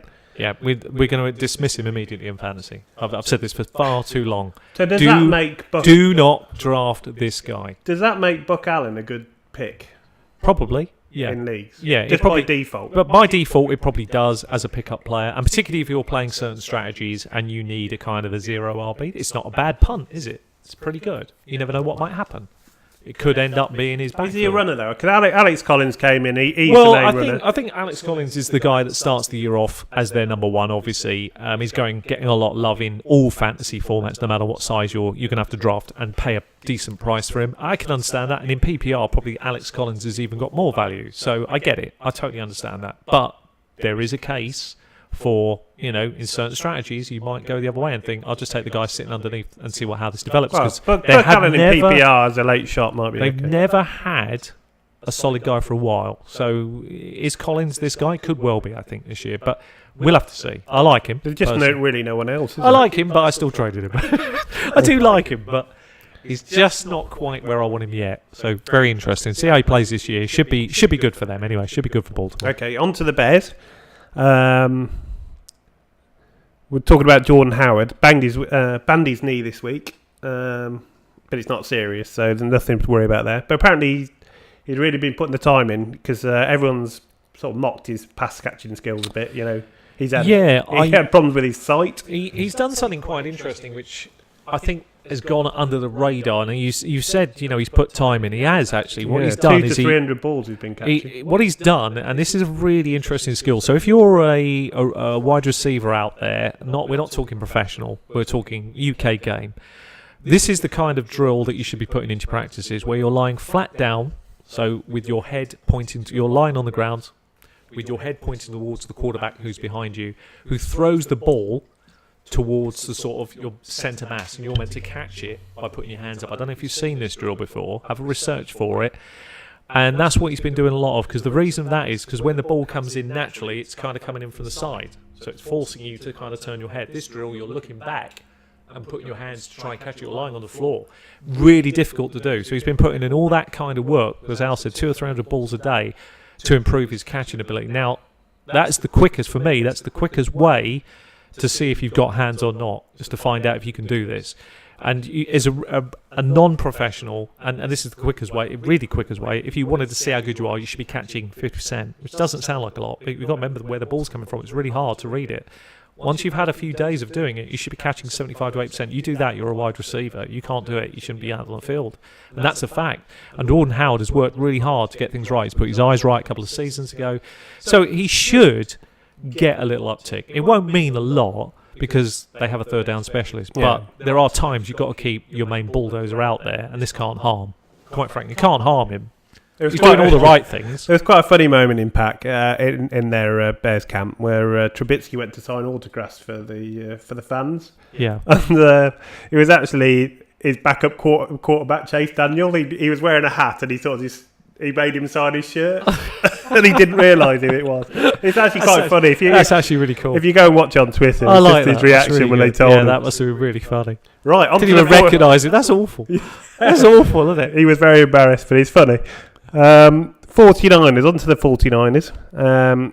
Let's talk about the tight ends, Selleck and Kittle. They've been described as 1A and 1B. Yeah. But you'd see Selleck more as a blocker and Kittle more as a catcher. Really. I think Kittle's the guy you want to own in fantasy by a clear margin. Again, it's there are other tight ends above him on ADP lists, which I understand, but there's a chance of a breakout for this guy this year. I mean, why couldn't he be a fringe 12 or 10? Could he not break in? He could well be, yeah. Why couldn't he break into the top 10? I mean, and he's probably going 15th or 16th off the list, so I have no problem with that. Well, you've got to remember, good pick. I think it's right to say that 49ers obviously haven't had a great offense for a few years, but they showed flashes in their last games how good they were and how good. So all their players are probably ranked too low. People like, I suppose, Pierre Garçon is back, but I'd be more interested in Marquise Goodwin. I think he's the real value this year. They're going to have two running backs that will probably be involved in it, McKinnon and Breeder. There's a lot to like about the offense, but there is one. I got to put a caveat in here because it's time for this caveat just before we draft this Saturday, just to put it in there because we've got a few Jimmy Garoppolo fans, and I like Jimmy G. I think he's really good. But I've got to remind ourselves of something important here: his stats from the brief sample size that we've had on him. Now you've got to remember he's had quite a few interceptions. They don't just go away, That shows something over a consistent period. 7 touchdowns to 5 interceptions. It's not exactly stunning. So before we start banging the drum about San Francisco, we have to be a little bit cautious, just to remind you that we have to see a little bit more from him. Now, I'm convinced that New England knew what they were getting when they had him. And I'm convinced there was a big game going on behind the scenes in New England. But just hold fire a little bit before you anoint this guy as the next great thing. Let's see what he does this season before you start doing it, because he's very much a darling in fantasy circles. He certainly is, yeah. I'm a little bit more cautious because I think there are other quarterbacks beneath that is him. correct. 7 touchdowns, 5 interceptions. And that's not the impression I had of him. And that's what people forget. You see, I've talked to a few people. This was really funny the other night when I was chatting to a guy in America, a lovely guy, really important. I'll give him a mention here, Martin. You know you are very supportive. Thank you very much for all the ideas and mock drafts that we do together, and you come up with some really interesting ideas, and we bounce things off each other really nicely. But you had a lot of Jimmy G love, I'm sure you will. And after this stat was given to you, I said to him, you do realise, and he looked and went away and came back a few minutes later and went, I thought it was a lot better than that. And I think a lot of people do. I just checked it. And I think the problem is that when you look at it logically and you think about that stretch of games which they won, it wasn't that impressive. We keep thinking it was, for lots of reasons. Sometimes fantasy minds play trick with us. Like we have our favourites, and they may not deserve to be our favourites. This could be one of those guys. So there are quarterbacks underneath where he's being drafted, which I think have a better chance to do more than Jimmy G this season, because until he's done it, we can't say I've heard people saying he's going to get 30 touchdowns. Hang on a minute. Hang on, just... Yeah, he might do. He might get 25 interceptions. He might. But let's just see how this plays out. I am convinced they have a better offense. I'm not denying it. I'm convinced he is a good quarterback. But I want to see what he does. Will these interceptions, 5 on that ratio worries me. So can we see 2 or 3 games that start the season off where it's, maybe 1 or 2? I'd be more convinced. I'd be happier then thinking, yeah, you know what? You're right. You spotted it before I did. Good for you. But I'm going to tell you now I'm more cautious because I think there's a bit of a worry here. So remember this when you go into your drafts and think carefully before you pull the trigger on this guy over some of the others that could be beneath who might be better value. Okay, well, we're going to have to fly through this because we've got loads of news. Do apologise. No, it's all right. We'll keep it short. Okay, we're on to the Chargers. Mike Williams has been amazing, is the word they used in practice. Looking a big role for him in the red zone. Lots of opportunities with the Chargers, yeah. I mean, look, he may have a chance this year. Like you say, sometimes players take a few years to break out. Maybe this is his chance. They've got lots of weapons there. Philip Rivers is excellent. He's another ADP darling, fantasy darling. He's everybody's saviour if you're not buying quarterbacks early. It's an interesting offense. My only concern with them is they have a curse at the moment, and it's still ongoing. And I can't trust Mike Williams. That get injured. I can't trust Mike Williams. He's too injury prone for me. And on that Chargers offense, the way things are going, he'll probably go down again. So they've lost Dylan Cantrell with a knee injury. I'm pleased that he's in a good camp. Hope it works out for him. But Joey Bosa was carried off the other day. Yeah, which is more concerning. They've got a terrible curse at the moment. I don't know what it is. I feel so sorry for them. They had it last year as well. I can't believe I've never seen Hunter a team. Henry's gone as well. Everybody loses players, but these guys seem just possessed by losing players. And I don't think it's practices or anything. I must have looked at everything. It's just bad luck. Okay. So well, the coach came out and said he wants to use Gordon more in the passing game this year, which he used him a lot last year. He was quite surprised when he's told how many catches he actually had. There's nothing wrong with Gordon's ADP. We all know he's elite, and if certain drafts, if he's there, I'm going to take him because it's a good offense. And simple. Austin Eckler looks like he cemented the number 2 role. Yeah, heard that, and that makes sense. And I'm very pleased for him. And they started using him a bit more, didn't they, at the end of last year? Yeah, I'm very pleased for him. And again, that's logical. I'm not a great fan of handcuffs, but if you've got a certain strategy, it's always good to have the number 2 in a high-octane offense. Very handy to have it sometimes. Okay, we'll have to move on quickly. Yep. Right, on to my team, the Cowboys. They've been struggling to throw downfield in camp. Yeah. I mean, there's rumours that Dak hadn't even thrown a touchdown in camp yet. Well, they have got big problems.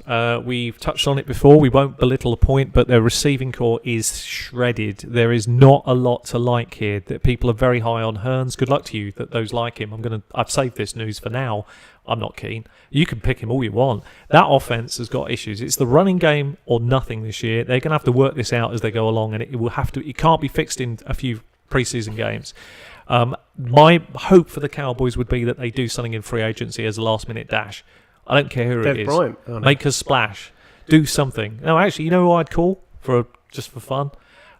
Why not? He's only been out of the game a short period of time and he believes he can still play. Get Calvin Johnson back. That'll make a splash. That's the player you need. He won't come back. He might. That's what I'd do if I was the Cowboy. I'd go after him because you need somebody who can anchor and teach those others some very valuable lessons because I've got a bad feeling for the Cowboys offensively in terms of their passing game. I don't like it. Quite quickly, the stars of their camp so far, as listed by them, are Lenore, who's a wide receiver to keep an eye on. Yep. But if you trust any of them, Cole Beasley, Zeke, obviously, and Tavon Austin. Yeah, okay. Got to mention there as well. So. Well, good for him, actually. I mean, again, he's the kind of player that seems to survive those 53 cuts. So, Tavon Austin might surprise a few people this year. And one struggling offense to another. We're on to the Bills.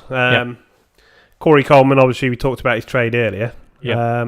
And apparently he's not a lot to make the 53. He's got 2 weeks to learn the playbook. So it's a really big ask. They didn't pay a big price, did they? Yeah, it's a big ask, isn't it? I mean, it's a huge ask to ask someone to come in and within 2 weeks kind of lock it down. There are certain things you can learn, but there's a lot of nuances with every new offense. So ironically, I want him to make the camp. I want him to make the 53 and maybe prove that was a really bad move from the Browns. But we'll see what happens. Okay. Josh Allen's been the first player out of practice. Apparently, he's there 2 hours before anyone else. And he's also apparently looked the best quarterback in camp as well. I'll tell you, I'm going to keep saying it, but it'll have to be quick.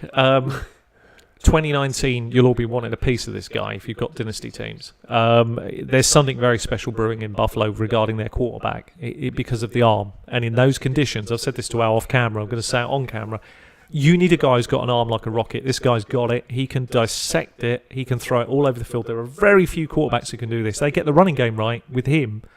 Watch Buffalo in November and December. They can pick up wins. He will be interesting. I don't think he starts the year as the quarterback. I think it's McCarron's job. I've always said that.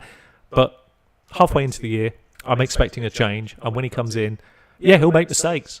But he's not an inaccurate guy. Far from it. He's played with some pretty poor pieces. And I believe his mechanics are very sound. And he throws deep, so inaccuracy really, you're going to be less accurate when you throw You're deep. You're a gunslinger, and that's what gunslingers do. You take risks. I like him. So okay, we'll a couple of bits of news about the running backs. Obviously, I was trying to find out anything about, because we're drafting this weekend, about Shea. We're all desperate for news of McCoy, aren't we? Apparently, police are still investigating. The investigation's ongoing, so that really doesn't help. This is a big problem. I mean, I like McCoy. I think a lot of people do. If you've had him in fantasy drafts before, you like him. The problem is, we've seen situations like this before. We don't know what's going to happen. There's every chance nothing happens this season, but there is a chance something does, and you're paying a very high premium. You might have a steal of the draft in the second round, or you may have a dud. Wow, that's a boom or bust, isn't it? Right there. Boom or bust as you get. That says it all. And at the moment, I have no idea what to do. I really don't. If he's on the board, I don't know whether I can risk it in this kind of format. I don't know. It's a really tough one. If you've got a small league, sure, 12 or 10 teams, you could take a punt comfortably on him. But bigger than that, I don't know if you can. Another name that's sort of come in, and he's a name to look out in pre-season, is Keith Ford. Apparently he's done really well in training camp, so we're going to be seeing him in pre-season, so remember the name Keith Ford to see if Al's picking out some great names here. We are going to come back and look at these guys, particularly through the pre-season. Somebody out of those few that he's mentioned is going to make into these teams and may surprise a few people, I think. Yeah, so just keep an eye on him. He's one worth watching, apparently.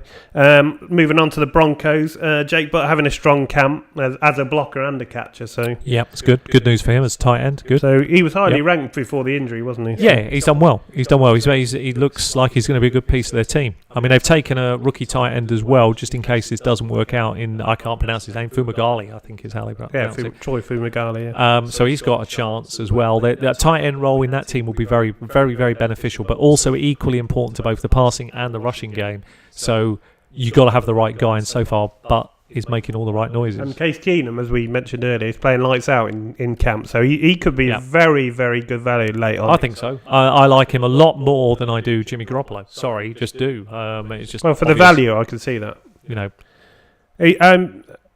I mean, look at the people he's got. I mean, apparently Cortland Sutton is the other news. Monster is the word they're using to describe him. My favourite wide receiver before the season starts. So he's definitely worth. I mean, he probably needs an injury to do something this year. He won't. He will. I've said this before. Al will testify to this, and those that are listening in on the program will know this. Sutton is my number one for this year. Now, not because this is in dynasty formats, not because he is going to come in year one and do much. He's not. He might, but it'll be what he does year 2 or 3. It will be immense because this is a guy that is just amazing. I mean, you have to see the tape. It's eye-watering. It's just incredible what he's able to do. He's a lot for wide receiver 3. So and that's a great sign. I mean, that's all I needed to say. If he gets his chances and gets a good relationship with Case Keenum, anything could happen then. I heard it, and this is really sort of vague, but I heard somebody tipping that they're going to actually trade Emmanuel Sanders to the Patriots because the Patriots because Emmanuel Sanders had actually just followed on Twitter the New England Patriots beat reporter. I mean, that is putting two together. That's a big. You never know, but that's a long shot. Well, wouldn't that be a good player for Dallas? Absolutely. Wouldn't that be a good Dallas player? No, because he would be for Dallas. Yeah, for Dallas, wouldn't he be a good one? It'd be bad for fantasy for Sanders. Yeah, it would be bad for fantasy, but still, that's interesting. Not going to read too much into it at this stage. We'll see what happens. Right, on to the Bengals. We've got to keep moving because there's so much news. The news coming out, the main story is that John Ross is totally uncoverable. Nobody in camp. Nobody's been able to get near him. Very different story to last year. Yeah, it's encouraging because we had a feeling he was a bit banged up before last season. That proved to be accurate. This year, I can't quite get a read on him as a player prospect. I think there's a role definitely in the Bengals. Definitely, he's able to take the top of a defense off. There's clearly a role there. You've got AJ Green who can work all the field. You've got potential for a running game. There's definitely the offense got the chance to move in the right direction. You look at their, if the coach can get it right. Let's look at their parts. So you got AJ Green, he's elite.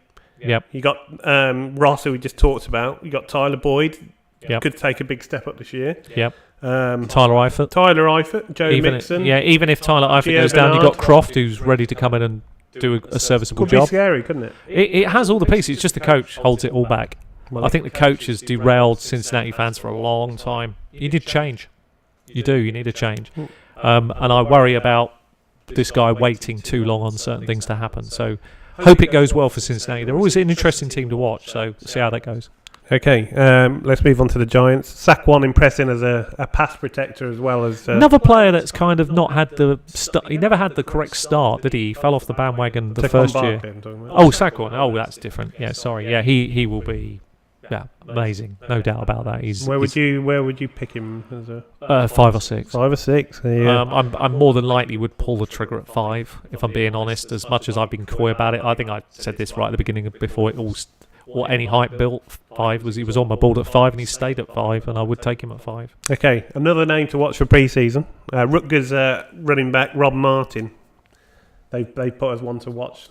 There's a bit of hype about him in camp, so Rob Martin, he's another one to keep an eye on. To see what pre-season brings for him. Interesting. Right, on to the Cardinals. Let's keep going. Right, the probably a bit of news. A.K. Shipley tore his ACL. He's a centre for Arizona Cardinals. That could be very bad for David Johnson. Running prospects. It is massive because, and it is a real worry for drafters, purely because the centre aptly named that is the key foil. It's the player that should create the pocket around the quarterback. It's the player that creates the pocket for the running back to pick his hole. It's everything. It's the foil that everything is built off. If there's any weakness in the centre, it allows the defence to exploit matchups. And they're able to do crossovers and various things to find gaps that wouldn't normally be there because your centre's not as good. I think this is huge, personally. I think this is really, really worrying. And I think it would move Johnson slightly back on my board. So it takes a hit. So it's something to be aware of. That might mean, just by definition, I would have a question if I was picking at 4. Do I take David Johnson, or do I go with a slightly more risky approach? It is a question now. It's not as simple to say no, because your draft is anchored on one of your very first. Johnson does a big upside, doesn't he? Massive player, really. I do like him a lot, but that new Arizona still is moving in the wrong direction. The rookie that they signed, Christian Kirk, is impressive in camp. That was more important. But on the outside, rather than Gobbers, you got Larry Fitz in the liked hearing the news. I'm really pleased for him, and I hope it works out, because I think opposite Fitzgerald, and he's clearly learning very quickly from Fitzgerald. They work very well together, apparently in tandem. He's always willing to listen to anything Fitz has got to say, which is exactly what we said about on this podcast a few weeks ago. Couldn't be any closer in camp between them and the quarterback. It's a great sign. It's exactly what a rookie has to do. And I like this guy. He's very, very, very difficult to stop in the red zone. He will be a very interesting player to watch out for the future, probably. Probably may get a role this year, because he's playing as the 2, potentially the 2nd. Yeah, if that carries on, then. Does the Cardinals number 2 have a big... 30, 40 catches, maybe a little bit more. That's not bad. Deep down in a draft, and maybe he comes on a bit as the season develops. He may have a role for you, particularly if one of your players drops off. I suppose you wouldn't mind him.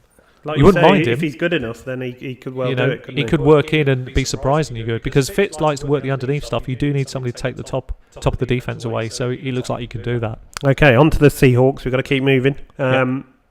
Pete Carroll calls Chris Carson the star of the off-season. Yeah. Now, this is interesting, because it keeps being said, Chris Carson, number 1, he's a starter. I was looking at quite a well-known fantasy analyst, and they actually went down to the camp, and they said, didn't believe the hype. I went there, and you can see that he is the starter. Everything they do, all the drills, he's number 1 in it. But he also said, obviously, as everyone's been saying, Rashad Penny, he's still worth drafting. But, if you're taking him high, it is a risk. You've got to factor that in. Let's just get this out the way now before drafting, because it's good to get it out of the way.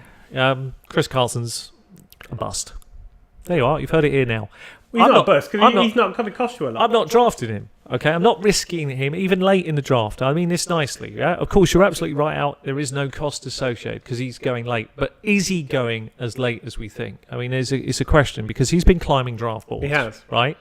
So the problem is he's another one where everybody is going to target him. The issue becomes this, right? If you're going to go after him, it probably means you have to go in a half to a full round before to get Chris Carson. Now, I'm not saying in these smaller leagues that is difficult to achieve. 10 or 12 is not a problem, because you've got loads of players, and sure, you'll have lots of players that can cover you if it all goes wrong. You could, in theory, try and get Rashad Penny and maybe Chris Carson together as a duo if you're in a larger league, but I don't advocate handcuffs. ADP is 133, so... Yeah, that's okay. there is, Probably as you about say, right, isn't it? there's no risk. But the way the news is going to keep climbing, it won't surprise me that he climbs maybe. He's actually fell 13 spots, which is weird, isn't it? But my view is simple. Rashid Penny will get this job. Rashid Penny will win this through the preseason. Rashid Penny was picked as the first round talent. Just look at the stats that back this up. The ones get all the starting opportunity. He has to be a bust for Carson to come into his own. I don't care about the camp. Do you want to hear what Pete Carroll said about Rashid Penny? Irrelevant. Yeah, go on. Penny weighed in at £236, Yep. which is massive. Yep. But you never know it seeing him run, so he's obviously impressing him really. Yeah. So probably the real story is Rashid Penny. You have to believe, right, that you don't waste a draft pick. There's so many things, right? So as fans, okay, look at the coach's problem, right? So if you want to take opportunity trumps talent, here's a great example of it, right? So, and I'm going to have to keep it short, but think of it this way: they have taken as an organisation Rashid Penny in the first. You backing that. As an organisation, you're backing it. Your fans now have to see you utilise this player. You've got no choice. If he busts, it's because you got it wrong. And if you get it wrong, that's the coach's job on the line. These are important decisions. And it's also important because your main asset, Russell Wilson, has no line, hasn't got really much of a receiver core. You've got Doug Baldwin injured. Don't know who the second is really to talk about fantasy-wise. Got no idea what's going on in the organisation. He's going to be running all day for his life. And now we're talking about, Chris Carson, could be this. I don't give a damn about the camp. Crikey, Russell Wilson needs players that can get out in space because he's going to need them. So you back Rashid Penny and know that for this redraft year, maybe in Dynasty... Well, maybe he is a line at £236. You have to believe that he will become a star this season. Now, I'm not saying that he will end up the number one. I have my number one for rookie. I'm saving that. We're keeping that back when we release those videos. Who I believe is going to be that running back number one this year for the rookies. And it ain't a name that's going to be fanciable by many people. I've talked about him. We've all talked about him on the show. Well, we're going to reveal it, but not now. Not before Saturday. So it's going to be very interesting, actually, to see what happens. But I'm fully behind Rashid Penny, and I do believe the opportunity, the stats bear it out, he will get this year will be his chance to shine. And they need him. They absolutely need him. Okay, we've got to move on. We're on to the Texans now. Big rookie tight end Jordan Thomas opening eyes at camp. Yep. So maybe a name for the future. Kiki Kuti, who we gave as one of our players that might, be really worth targeting as a young player. Unfortunately, he's pulled his hamstring, so he's going to be out a few weeks, and that's a shame because the preseason was so important for him. He was getting all sorts of credit, but that hurts him. That's massively difficult. There's no but then again, it's a flyer late in the draft in a certain format, so it's still relevant. But it's just frustrating we won't get to see him in the preseason. So, but it certainly hurts. And just lastly, Deshaun Watson says the offense has built a great chemistry in camp. So that's a good sign. So the quarterback's happy, coaching staff's probably happy. The offense is ticked forward, which is what it needs to do. So good signs. Okay, on to the Colts. It came out this week that one of the beat writers said Deion Kane was the big star of Colts camp, standout and everything. Yeah. And that's great. And then the coach came and actually said, well, no. Yeah, there's two people who stood out in camp, and it's T.Y. Hilton and Ryan Grant. They've distanced themselves from the other receivers. So it's more important what the coach says. Yeah, so listen to the coach, I think. Yeah. More important. Deion Kane could be a star though, so definitely want to keep. Yeah, he's been mentioned on the show. We've given him a bit of love, early love, as they say. He's a player to keep on your radar. I think he was on our rookies to target late. Definitely, list, a late round flyer. Certainly still that, and we'll wait and see how that Indianapolis offense evolves over this season. There's quite a lot of interesting players in that team. And the biggest player in that team is Andrew Luck, and his pre-season and his camp has been described as unbelievable, considering what's happened with the injury and everything. But he did let the truth out of the bag this week as well in an interview. Again, this is another great interview where he said, I honestly didn't know at one point whether I'd ever make it back. And I think that was honest, it was truthful, and it shows you as much as the camp and the team tried to defend, he'll be back and everything. It was rose-tinted glasses. They weren't really sure. So at least now we know. When he gets that first hit, you're going to... At least now we know he is on the road to throwing footballs in the NFL. And actually, I'm grateful to, hopefully, fingers crossed, he does come back because he's exciting when he plays. He is back. I mean, he is playing. Yeah, I just want to see him be okay. They said he's going to play a whole quarter. Good. In pre-season. It's what's needed because of the time off. So I think he'll be fine. Hold your breath, Colts fans. Yep. Right. On to the Jags. Ball throwing the ball better after having wrist surgery in the off-season. Yep. Could he throw it much worse? That's the thing. He's steady quarterback. I mean, he's always underrated fantasy-wise. I think, look, if you look at... There's a really good stat here for anybody that wants to sort of talk about quarterbacks that could break in, surprise people at the top 10 level. We mustn't forget that Blake Bortles actually has been a top 5 quarterback.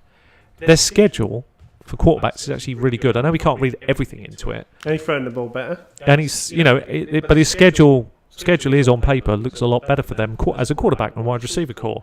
So there's every chance where his ADP is, he's going to exceed that. He's always a tough seller, and it frustrates me as a person who doesn't often own him when you're playing against somebody who has him and he ends up with a 20-point, 22-point fantasy day. It's frustrating, but he's capable. He's more than capable to do it. And their defense looks amazing, so every chance. More importantly, I want to know about these wide receivers because Keelan Cole was hailed as the best wide receiver in camp. They got Marcus Lee. Yep. They've got Dante Moncrief. They've got Dede Westbrook. So there's 4 players there.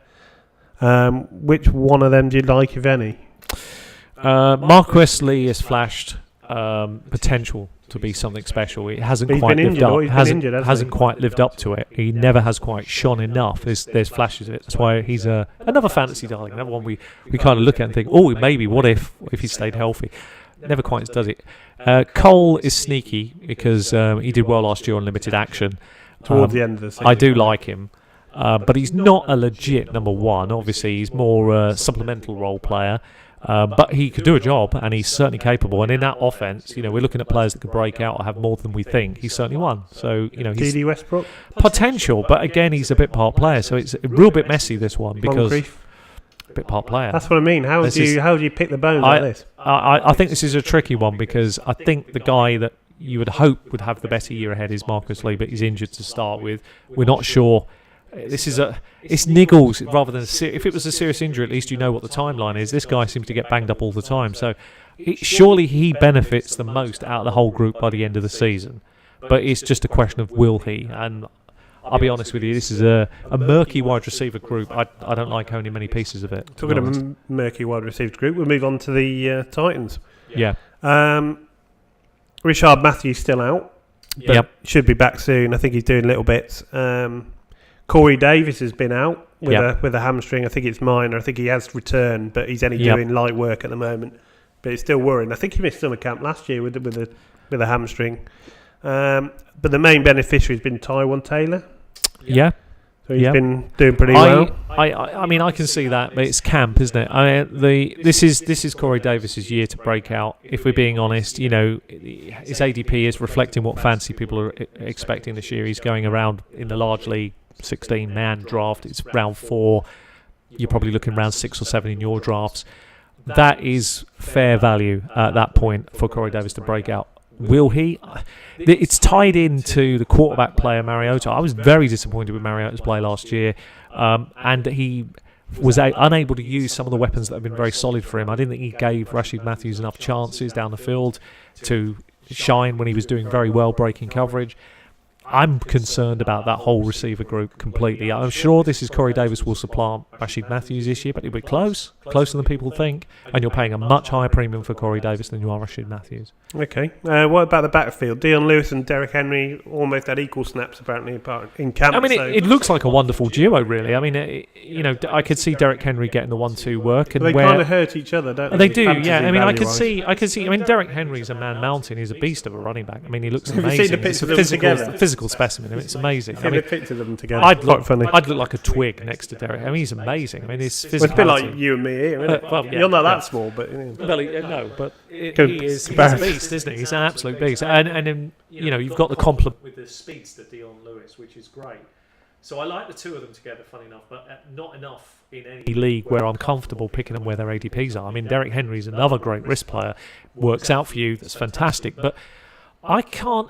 See, my problem is if Titans were a kind of team that were generally going to win their division and generally going to win the games they play, be high scoring, then that would be fine because Derrick Henry could probably get a lot of work where they're just closing the game out. But if you're behind, you're not going to use Derrick Henry as much. It's going to have to be the other chap. So this split of carries is going to be very close. Yeah. And I don't like it.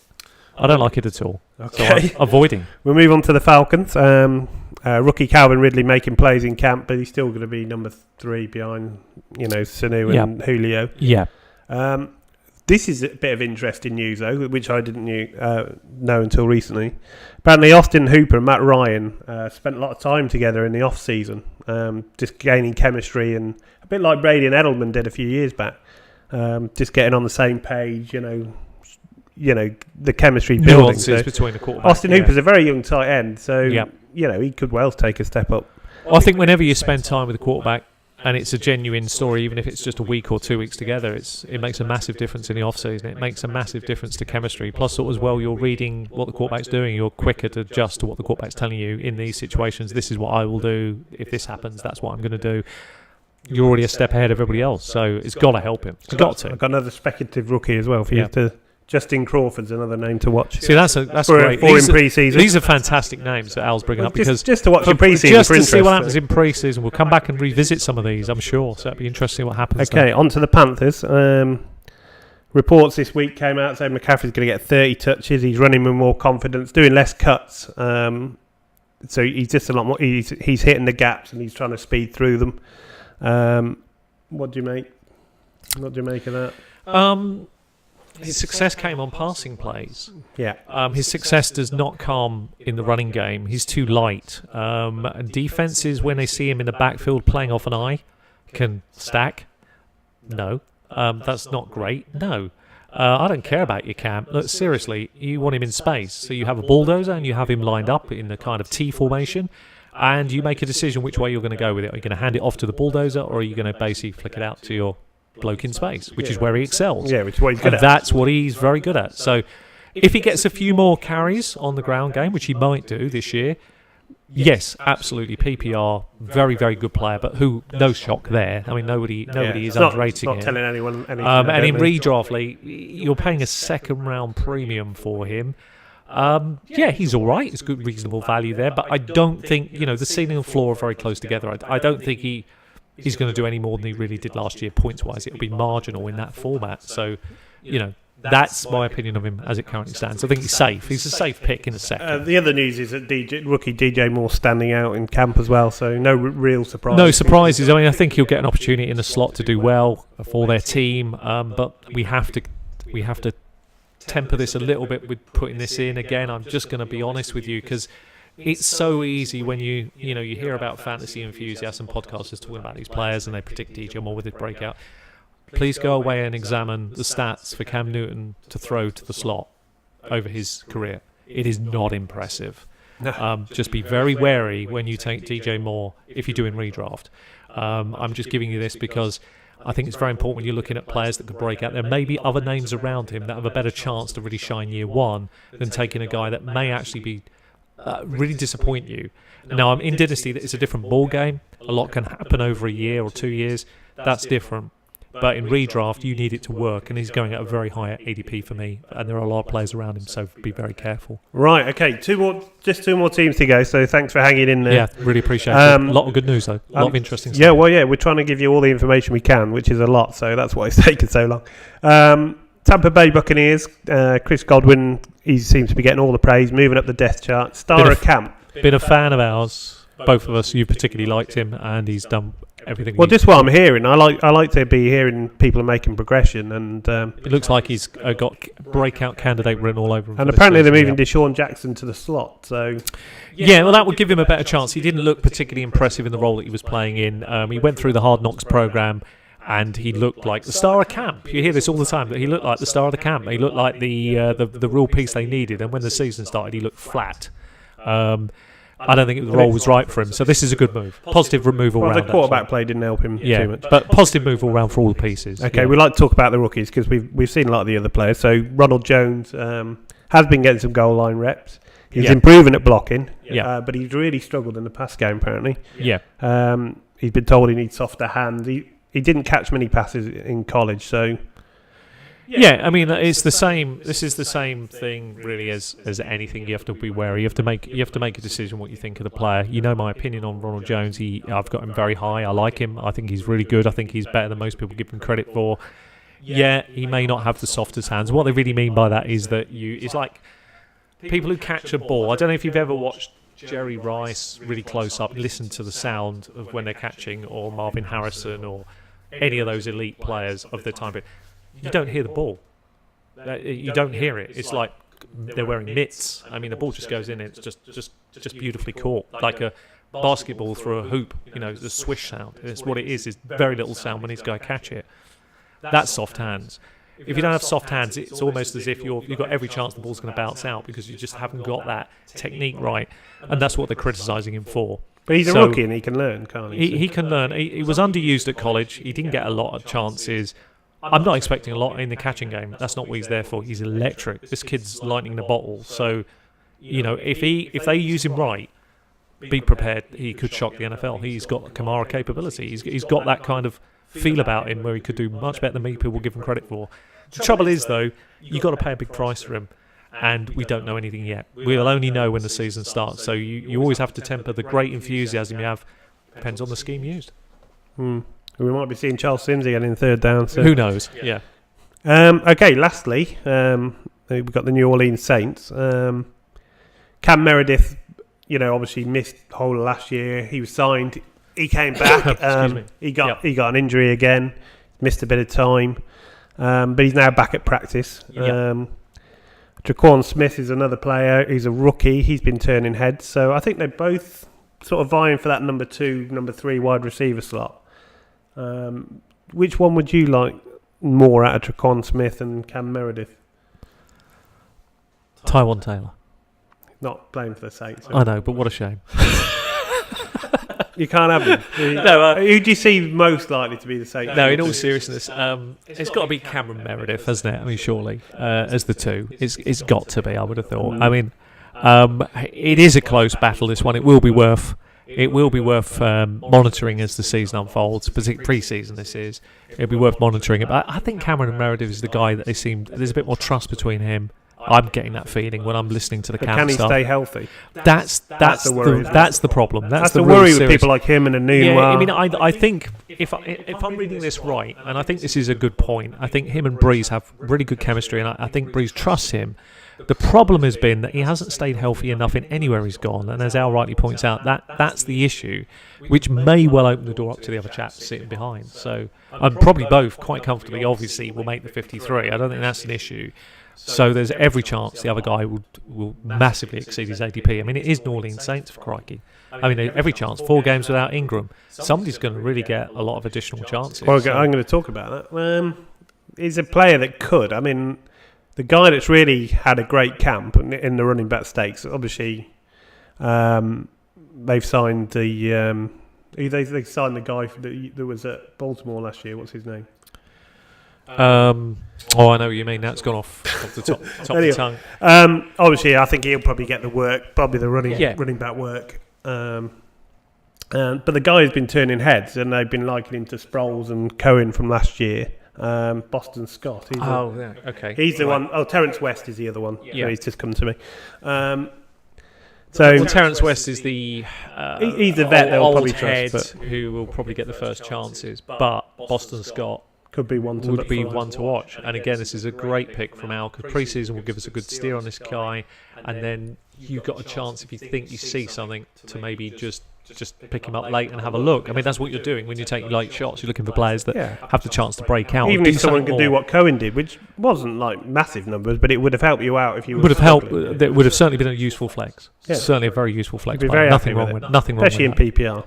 But the Saints do what they always do. They've got their legit ones all over the field. It's just finding that number 2, and it's a good spot here. Very interesting to watch how this develops. Okay. Maybe it'd be someone else, who knows. Yep. Well, that's it. I mean, if you stayed with us, thanks very much. It's been a bit of a marathon. It's a big one, but we really appreciate it, and please keep the comments coming in. All your feedback and thoughts about the players that I mentioned, particularly Al's picked out some great ones to watch in pre-season. Make a note of those. Have a look at it, and let us know in the next few weeks as pre-season hits if any of those names also hit and you think, I liked what I saw. Because these are real long-range shots. These are players that aren't on people's ADPs, really. They're off the charts. And regardless one's in camp, what happens on the field is so much more important. So, all the battles where people are battling for positions, for roster spots. There's going to be a lot in these next few weeks. We're going to see the truth of drafting really come out. This is where it always happens, where rookies have come in, the real truth behind, who's the darling of the camp, all that stuff goes out the window. You find out who the real number ones are. As pre-season comes to a close, you'll find out whether these rookies were worth drafting or not. You hope you get it right. This is the key. So we hope you've given you the heads up for that. We'll see how that all unfolds in the next few weeks. It's going to be very interesting to watch. So Sean and myself really appreciate the time that you spent to watch the video. If you'd like to, please give it a thumbs up, and if you're new around here, you consider subscribing. Hopefully there'll be links sort of appearing now on your screen, but we're not if I remember to do it. Well, we must end by saying we're not expecting you to subscribe. We're not expecting you to tell your friends. In fact, we know you'll keep it a secret, and that's great. That's just our little secret. All right. Thanks very much for watching. Cheers. Bye.